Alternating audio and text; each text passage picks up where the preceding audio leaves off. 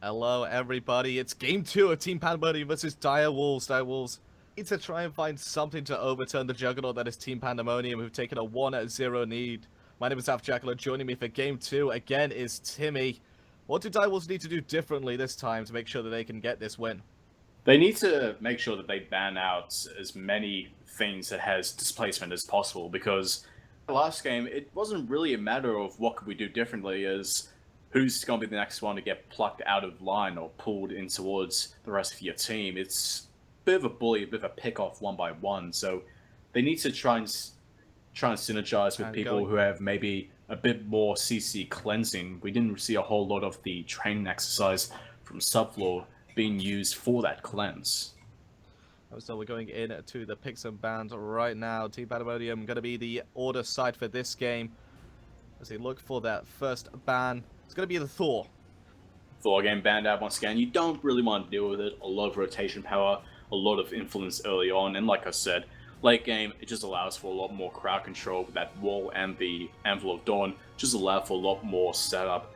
Gonna go ahead and see Athena is gonna be the next one banned out.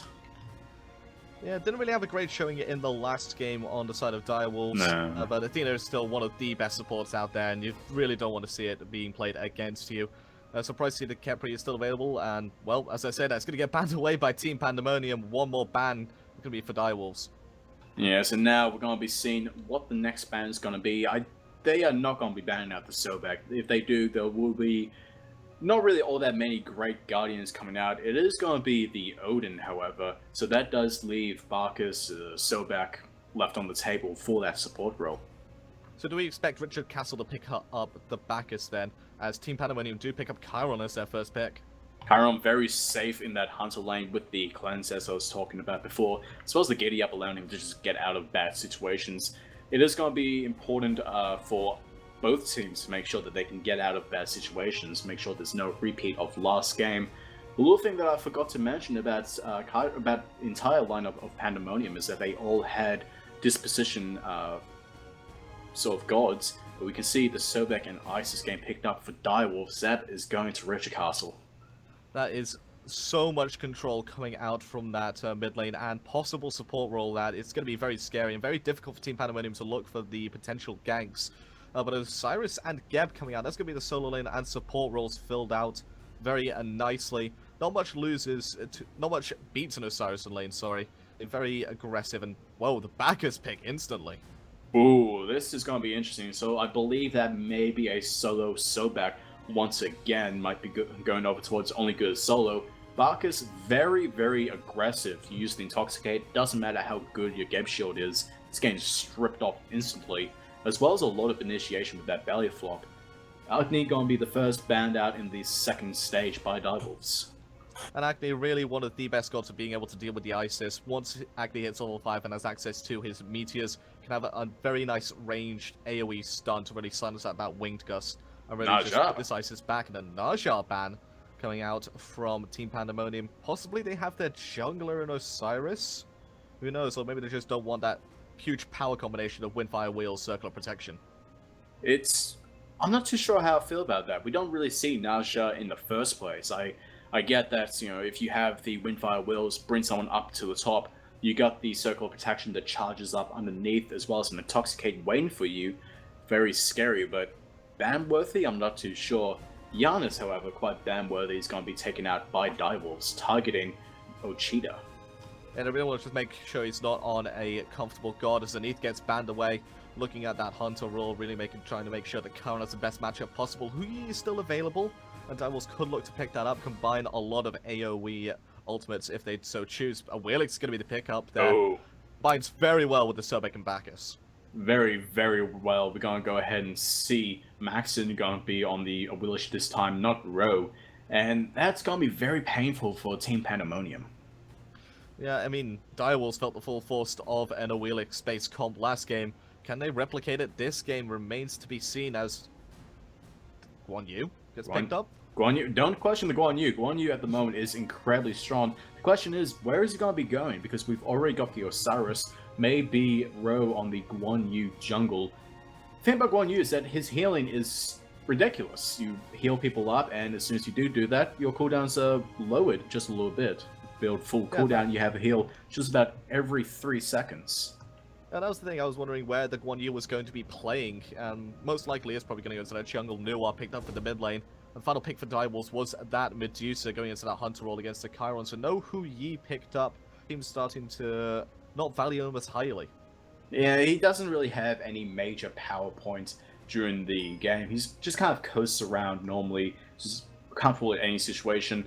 They already have a lot of objective control with the Isis, so the Petrify will allow them to just get people off of the Gold Fury rather than try and take it. And ladies and gentlemen, we're going to jump straight into the game. It is Team Pandamonium looking for the shutout against Dire Wolves. Team Pandamonium, they're going to be the order side this game. It's going to be Sporks in that solo lane with the Osiris, Row in the jungle with the Guan Yu, Ochita in the mid lane with the Nuwa and Swear and subfloor, combining for the dual lane of Geb and Chiron. And on the right side, your Spectre UI, top side of the mini-map, we have Wolves. Only good solo will be the solo back, so back in the solo lane. Maxon is the Willish running around in the jungle. Kikyo Mio be playing the Isis in the mid lane, looking for that purple pot start, I presume. And the dual lane is going to be Richard Castle and Yada as Bacchus and Medusa. The one thing we really didn't talk about in the picks and bads is the fact that Bacchus has a good matchup against Geb. Geb not really famed for getting that much pressure in the lane. And when you're facing up against a Bacchus, who is probably one of the least pressurizing wave clear gods, but a support role, it's really a good look for the Bacchus when he tries to accelerate into that late game. I like how throughout history of Smite, however, Geb started off as the superior matchup against Bacchus, because the shield allowed you to have knock-up immunity at the very start when he first came out, and Bacchus wasn't not knock-up immune during his Bash of the Gods. Now the shield has lost that, long gone, and Bacchus is now knock-up immune, so very strong wave flare, not a whole lot that a Geb can really do to stop that, especially stop the stun coming out from it. So a bit of a cheeky invade coming out here from Team Pandemonium onto this blue, but they want to stop the Sobek from having the infinite mana. And Magson and only going to solo. They're going to have to try and let this go. Because Sporks and Roe, they are very scary as the dual warriors. Oh, they definitely are. And Roe also has the red pots by the looks of it. They do end up getting that. That blue buff is going to be going towards Sporks. Roe going to be looking around, trying to meet up with Ochita for this mid-wave farm, but Maxon, his joints only go solo in the solo lane.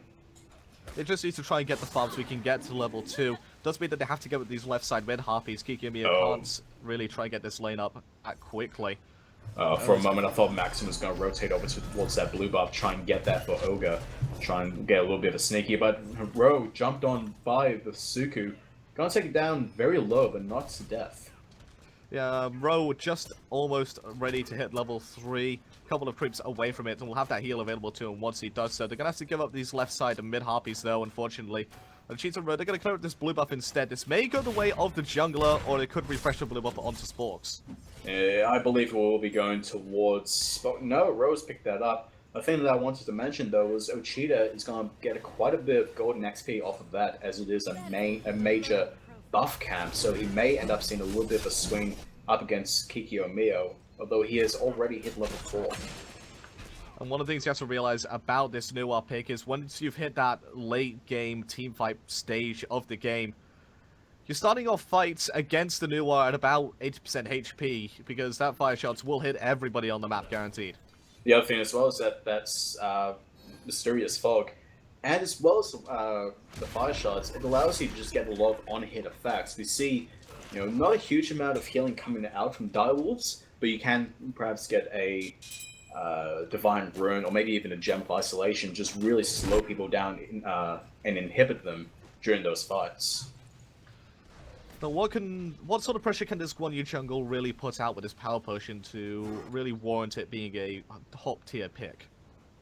For Guan Yu jungle, it's just simply the fact that you can run around wherever you want and just heal people up constantly. It's gonna make it very hard for Maxon and Kikyo Mio to try and get a confirmed kill onto them.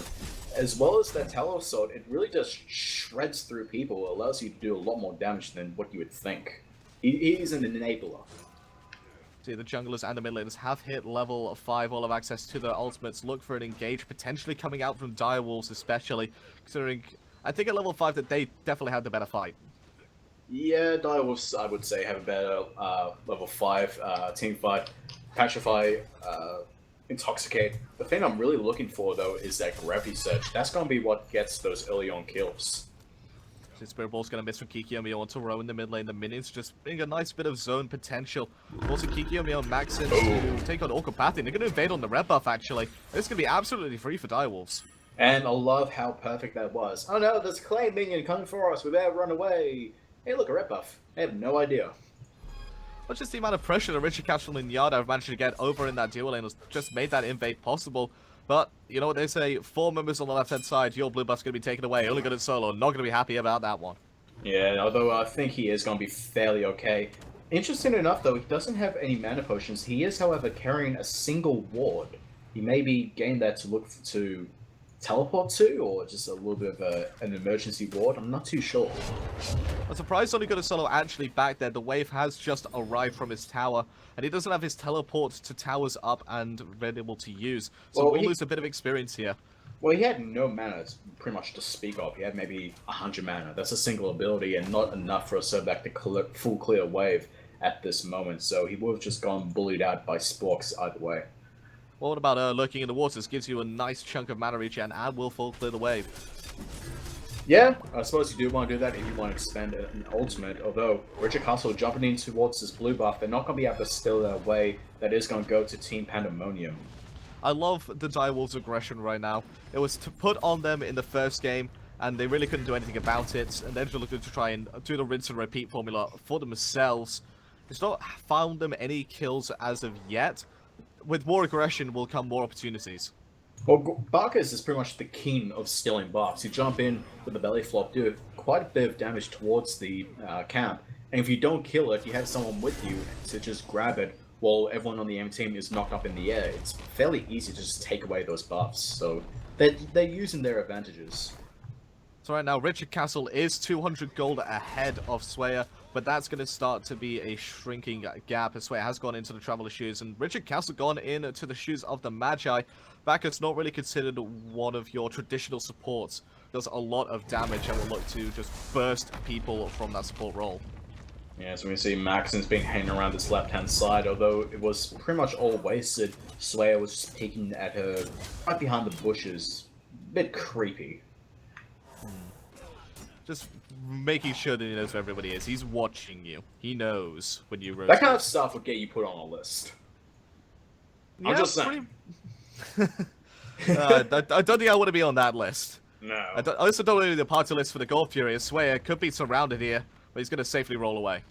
Yeah, it's going to be rolling away. Not a whole lot of huff coming on at the moment. Just people clearing out waves. Oh, but Subfloor is out of mana. He's going to get Feather Stepped on. He's going to be taking so much damage, and Maxim finds very free first blood over in that dual lane. Yeah, very easy. But though, in the mid lane, though, Ochita again jumped onto. Doesn't get stunned out by the Belch of the Gods. A little bit of a stone shield just for extra insurance. Yeah. It's such a shame that Subfloor decided to stay at such low mana, but it was beautiful play by Maxim to realize that he stayed and pick up that kill. The thing is, as well, is that Willish innately has a longer reach on an auto attack, so even if you do think you're just that a little bit safer, you know, you get a little bit extra distance, you're not. Could just be another blue buff invade. Rose playing very aggressively. Sporks is here as well. There comes the Gravity Surge as well as the Intoxicate. So much damage coming out. And can they find the kill onto the jungle or to anybody? Row very low, going to be hit by that. Looking in the water. No, he got hit by the Spirit Ball there. He is going to go down to Kikyo Mio.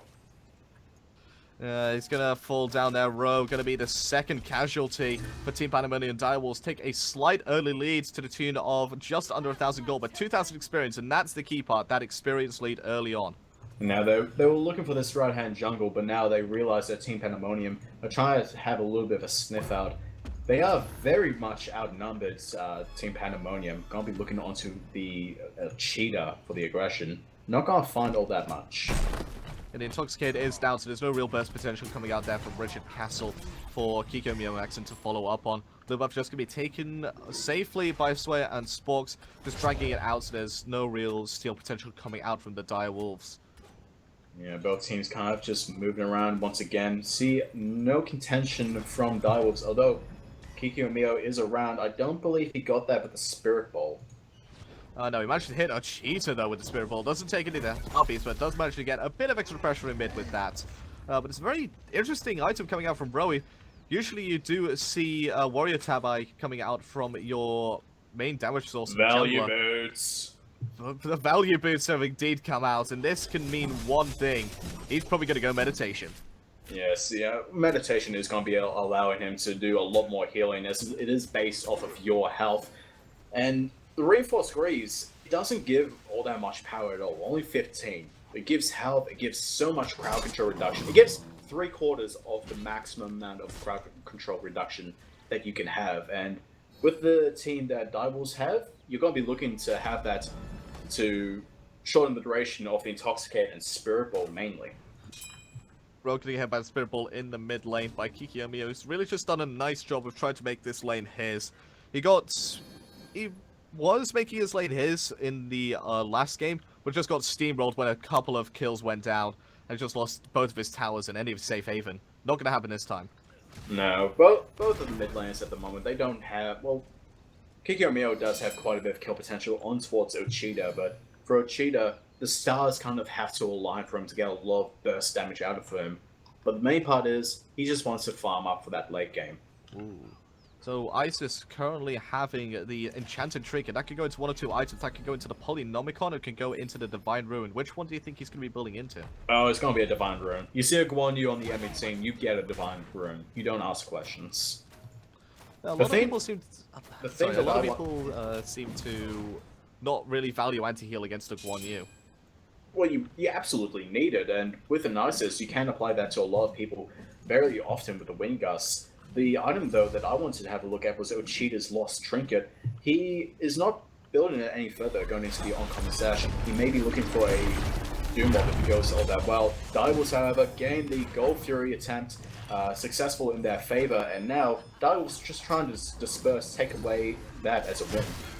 Rose looking for Yana on the back line and finding a lot of damage. The plug from Oligo Solo is going to be interrupting that Talon Assault. Yana's so low right now. The minions are aggroing onto him. Can they find the kill? Good body blocks there from Oligo at Solo as he looks to try and save his ADC, and he does manage to do so. That is the most frustrating thing, when you're just trying to reach someone who is on 2 health, and there's a big fat lizard in your way.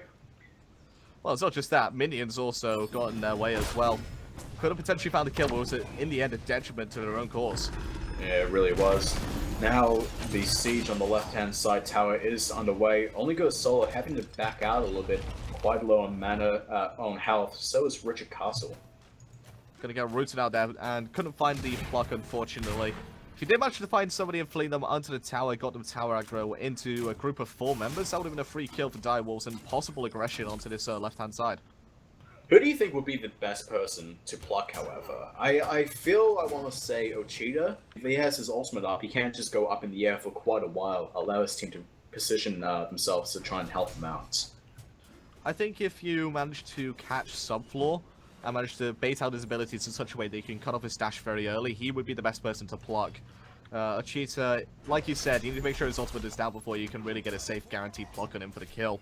Blue buff is going to be taken here by Team Pandamonium. They just don't want Direwolves to invade ever again. No, and they know that they will if they just leave it there for too long. Going to also see Ochida and Swear going for that red buff as well.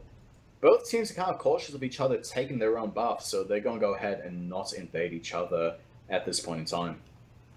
Usually you see a grouping of 2, maybe 3 people for buffs. In this game, and this set, you've seen groupings of 3, 4, 1 point even 5 members grouping up just to try and take a buff. Really just shows you how valuable that jungle experience can be. Well, at that point, because you're not getting all that much benefit out of splitting it 5 ways, it becomes less of, hey, I want this buff, I want this XP, to the point of, I don't want to have this buff or this XP. Talking about gold, however, right-hand side tower is going to be the first one to fall in the game. Yeah, no safe haven for Sporks to fall into, but he's not going to mind too much on that Osiris. Got a bit of defense, got a bit of tanky survivability against this Sobek, who doesn't really have that much in the way of kill potential. And I believe he's going into Divine Ruin as well. Already has the anti-heal available to him on his kit with a Sickening Strike, but this will go to up to 90% if he does manage to find the Guan Yu. That is going to be incredibly strong. That may actually be what they need to really just shut down Row. in those team fights. And people often criticize, well, someone else already has Divine Ruin, why should I get it? Because it doesn't stack. The issue is that can you hit everyone all the time? You need to be able to reapply it to everyone. Also, not to mention, Guan Yu's healing is one of the biggest factors in his fight. But you have to try and make sure he doesn't get into your backline for free. He's one of the best at doing that with that cavalry charge. So Yada has to really watch his positioning, as does Kiki. Yeah, they are gonna have to. They are gonna have to really try and watch Row, especially with the Sporks. You can't just go in and disrupt them like you said, but they do have the double Guardian. One can just sit in the back, one go out in the front. You can't babysit, watch the entire team. So with the fact that you have a Bacchus and a Sobek, both of whom are very aggressive, very front-lining supports, which one do you have to be the backline peeler? Really, you can have anyone as the backline peeler. For a more immediate peel, Sobek's probably better with that tail whip, as well as the pluck to just get someone out of there. Bacchus, he does have to use the Belch of the Gods, which takes quite a while to actually get the stun off, but either Guardian can really do it. It's just a matter of who has more health. Belch of the Gods as well also has a healing debuff on it of 25%, Oh my God. so a lot of innate anti-healing coming out from the direwolves to really try and shut down this Guan Yu. It's something you don't really think about with the Belch of the Gods. You think, oh, I'm going to get stunned, not, oh, I'm going to heal for slightly less. I'm wondering where the Changara is at this point. Just draft a full 5. Just I've got to heal on my kit. Say no to healing, absolutely. And hey, throw a Sir Cat in. No, I wonder where Sir Ken has been, really. I believe at the time that this game was played, Sir Cat was not in the game due to bug issues. Oh, yeah, that very infamous bug where she crashes games when sliding over Scardy ice. That's gonna be fun to see Scardy when she comes back and comes into the Pro League. Although I don't think you'll see her. I'm terrified of her. I am too. No, you know I'm more terrified of? Raijin, and he's coming very soon. Oh my god, he's gonna be absolutely disgusting, the amount of damage he can do. As you can see, we're just trying to fill in a little bit of time. Both teams going back to their usual rotations, just farming up, getting the jungle camps, just really waiting for an opportunity, make sure they don't fall behind on too much gold. Very hurry up and wait this game. Gold Fury could be the next point of contention for both these teams. You can see a large grouping of Team Pandamonium on this left-hand side. Max is only good at solo, making his rotation from the solo lane to try and cover Richard Castle as well as his mid lane. Swayer may be looking to get plucked in by only good at solo. We're not going to be able to find it. Gold Fury going to get warded up here by Pandamonium. Yeah, Pandemonium, and they had to pull Gold Fury out in order for Rogue to get that ward out from underneath it. A little bit of a cheeky play from the Direwolves, but all eyes are focused on towards this Gold Fury at the moment. Well, right now, you have to favor Direwolves when it comes to Gold Fury, simply because they do have the Isis Circle Protection, one of the best, if not the best, ultimate secure in the game for objectives. Oh, it is. It does a absolutely ridiculous amount of damage. You know, at max level, it ends up doing an insane amount of damage. I mean, you always think, oh, this is not going to hurt that much. You get watch out Bacchus, belly flop, not going to find anybody. Ugh. Yeah, you look at Direwolf's lineup, you think of their ultimates, you think this isn't going to hurt all that much, but you'd be solely mistaken. I think the best culprit of that is Wheelix's pluck is going to be found. Sway going to get hit by the ultimate there from Maxim, but Rove dispersing the team beautifully. Kikamiya on his heels. Can he get found? The Beneficent's going to come out as well as his Stone Gaze. Kikamiya in a lot of trouble. Smokes trying to find the kill. Gets a quadruple stun with his Judgment Tether, but only going to sell it with a good disbursement. Rove finds Kikamiya for the first kill for Team Pandemonium. That was perfect placement for Spox there. Everyone grouped up close together. Osiris able to get those auto attacks in an AoE fashion. A lot of people from Direwolves just fall in there, both Kikyo and Yada, both very high damage focused gods. And now Pandemonium going to be looking towards his Gold Fury. And that's just the amount of pressure you can put out with 2 warriors and a guardian. They tried to all in the support Swayer, but he just was too resilient with his Hide of the Urchin and his, what I assume is going to be a tier 2 Bulwark of Hope. Another Gold Fury's going to get started out by Team Pandemonium, destroyed, and they are right back in this. If we take a look at the graphs, the lead has fallen to just 300 gold and 700 experience in favor of Direwolves. It is pretty much neck and neck, but Team Pandemonium have not taken any towers at the moment, so that is money just sitting in the bank, whereas Direwolves has already taken that right-hand side tower. I'm taking a look at Kikyo build at the moment. I see his Soul Trap coming out. It may be a Book of Thoth just for a little bit of a power item, but he may be looking for that Soul Reaper. We were talking about how they have a triple frontline. Slayer very resilient. If you get a Soul Reaper, that all changes. I think it's a bit too early in the game for the Soul Reaper in order to get that much use out of it, and it really messes with your power curve given how expensive the item is. I think it will be a Book of Thoth, gives about 160 power when fully stacked at around 2000 mana, so it will be doing quite a bit for the Isis, especially considering she went into this utility item Divine Ruin, which does give off that much power. Yeah, I would end up having to agree with you. You do need that extra power, just so that your abilities do end up hurting. Blink and Cataclysm coming in from Swaya onto Kikyo. Not a lot of damage followed up afterwards. Yeah, there's not too much, and that's going to be a bit of aggression use of Maxon looking for a block over the wall, not going to be able to find the Moonlight Charge. That's going to be unfortunate. It's just pushing back up the mid lane are the Team Pandamonium. Yeah, Team Pandamonium, their position in this game is very strong. They are where they need to be, and right now they are at the foot of the tier 1 tower. Sprint game popped out, they're going all in on towards Kikyo. I don't think you're going to be able to find it. The circle protection is in a beautiful place. Going to be popped, but now it's in a terrible position. Smokes get plugged over by Maxim, but the subfloor fights Kikyo with a shot from downtown. The tier 1 falls. Rogue going to get plugged back in, but to who? There's no follow-up. There's no damage coming out from Direwolves. Team Pandemonium recognize this, and they're going to go all in. Subfloor finds the double kill, but only good at solo falls. And all meanwhile, Yada on the left-hand side is split pushing. Keep an eye on him. But Swaya going to be picking up Richard Castle with the rollout in the back. Could this be a Phoenix even? Yada needs to back right now.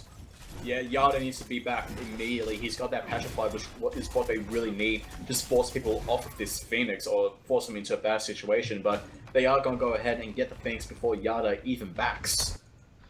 Yada's non-rotation there was a real detriment to the fight, because Team Pandemonium, they immediately got rid of Isis. They immediately got rid of the major damage follow-up from a Gravity Surge from a Wheelix.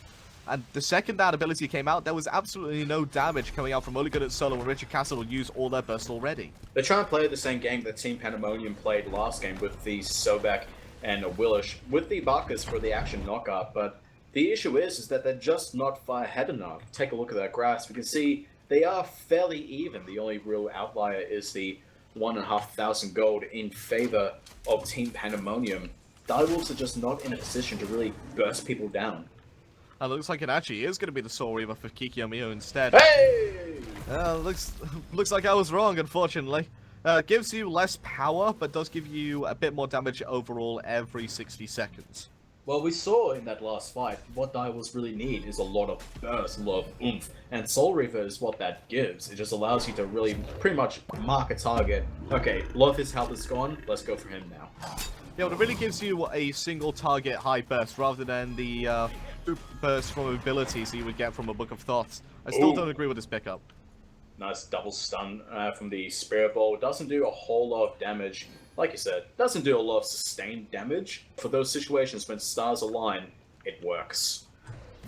I like the Void Surge going out from Richard Castle right now. It's going to mean his Isis and his Sobek are going to be doing a bit more damage with the reduced protections coming out from that aura.